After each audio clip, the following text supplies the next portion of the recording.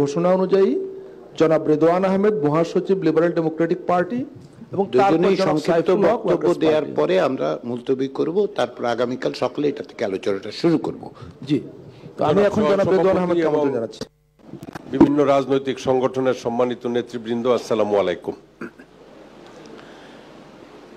এখানে যে প্রশ্ন উত্থাপিত হয়েছে যে leader of the house, prime minister এবং দলীয় প্রধান এক ব্যক্তি থাকতে পারবেন না, এই বিষয়টির সাথে আমার দ্বিমত আছে। লিডার অব দি হাউস এবং প্রাইম মিনিস্টার, লিডার অব দি হাউসের ফাংশন এবং প্রাইম মিনিস্টার দেশের এক্সিকিউটিভ হেড হিসাবে তারও কার্যপ্রণালী বিধি, তিনি কি কাজ করবেন আছে। লিডার অব দি হাউস হিসাবে রুলস অফ বিজনেস, যেটা পার্লামেন্ট চলার যে প্রসিডিউর আছে, সেখানে চিফ হুইপ আছে, একটা দলেরও চিফ হুইপ আছে, আবার পার্লামেন্টের চিফ হুইপ আছে। পার্লামেন্টের চিফ হুইপ হলো সরকার যে গঠন করে, সেই চিফ হুইপ হলো পার্লামেন্টের চিফ হুইপ। সেই পার্লামেন্টের চিফ হুইপের কার্যপরিধিও সেই জায়গাতে লিপিবদ্ধ আছে। তো রুলস অফ বিজনেসে প্রধানমন্ত্রী এবং লিডার অব দি হাউস যে এক ব্যক্তি, এটা আমাদের দেশের এই জন্ম থেকেই লিডার অব দি হাউস এবং প্রধানমন্ত্রী একই ব্যক্তি হন। এই জায়গাতে লিডার অব দি হাউসের সালাউদ্দিন সাহেব যে কথা বললেন যে সাধারণত সবাই বক্তব্য রাখার পরে যিনি লিডার অব দি হাউস তিনি পার্লামেন্টে বক্তব্য রাখেন এবং তার বক্তব্যই শেষ বক্তব্য, এবং তার বক্তব্যের পরে পার্লামেন্টে আর পার্টিকুলারলি সেই সেশনে আর কেউ বক্তব্য রাখেন না, সেটাও তার কার্যপরিধির মধ্যে বিস্তৃত আছে। এবং leader of the house, leader of the opposition বিভিন্ন কমিটিতে একসাথে স্পিকার সহ তাদের কার্যপ্রণালী বিধি প্রণয়ন থেকে শুরু করে সকল কিছুতে লিডার অব দি হাউস এবং লিডার অব দি অপোজিশন একসাথে পার্লামেন্টকে প্রতিনিধিত্ব করে।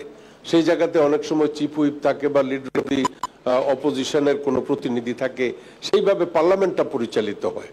এখন প্রধানমন্ত্রী আপনার লিডার অব দি হাউস থাকতে পারবে না, এই প্রস্তাবের সাথে আমি একমত নই। কারণ লিডার অব দি হাউস একই ব্যক্তি আমাদের দেশে প্রচলিত আছে এবং বিশ্বের বহু দেশ আছে, আপনার সেইগুলোর উপমা আমি টানতে চাই না। তো আমাদের দেশে লিডার অব দি হাউস এবং প্রাইম মিনিস্টার একই ব্যক্তি হওয়া বাঞ্ছনীয়। এখন পার্টি প্রধানের ব্যাপারে যে প্রশ্ন উত্থাপিত হয়েছে, অনেকে পার্টি প্রধানের ভিতরে এখন মাওলানা ভাসানী, তারপরে অনেকের রেফারেন্স টেনেছেন, কিন্তু এটা আমাদের দেশের স্বাধীনতার পর থেকে পার্টি প্রধান এবং প্রাইম মিনিস্টার বা রাষ্ট্রপতি একই ব্যক্তি ছিলেন। এখন পার্টি সিদ্ধান্ত নিবে পার্টি প্রধান কে হবে। পার্টির কাউন্সিলর আছে, পার্টির ডেলিগেটস আছে, তারা বসে সিদ্ধান্ত নেবে যে পার্টি প্রধান কে হবে। তারপরে যিনি পার্টি প্রধান হবেন তারই তো সরকার, যে সরকারে থাকবে, যদি আপনার জামাত ইসলাম সরকারে থাকে, জামাত ইসলামের যে আদর্শ নীতি বা আপনার যে ইস্তেহার, সেই ইস্তেহারের ভিতরে লেখা থাকবে যে সরকার কিভাবে পরিচালিত হবে। বা বিএনপি যদি ক্ষমতায় আসে, বিএনপির ইস্তেহারের মধ্যে লিপিবদ্ধ থাকবে, আওয়ামী লীগ আসলে আওয়ামী লীগের ইস্তেহারে লিপিবদ্ধ থাকবে যে তার সরকার কি কি কাজ করতে চায়। এবং পার্টি প্রধান হিসাবে যেই ঘোষণা আসবে বা দলের পক্ষ থেকে যেই ঘোষণাগুলো আসবে, সরকারে যাওয়ার পরে সেই আপনার ইস্তেহারগুলো বাস্তবায়িত হবে। এখন ইস্তেহারের বাইরে বা কোনো যদি প্রস্তাব আসে, সেটা পার্লামেন্টের সিদ্ধান্ত হবে, পার্লামেন্ট সিদ্ধান্ত নেবে।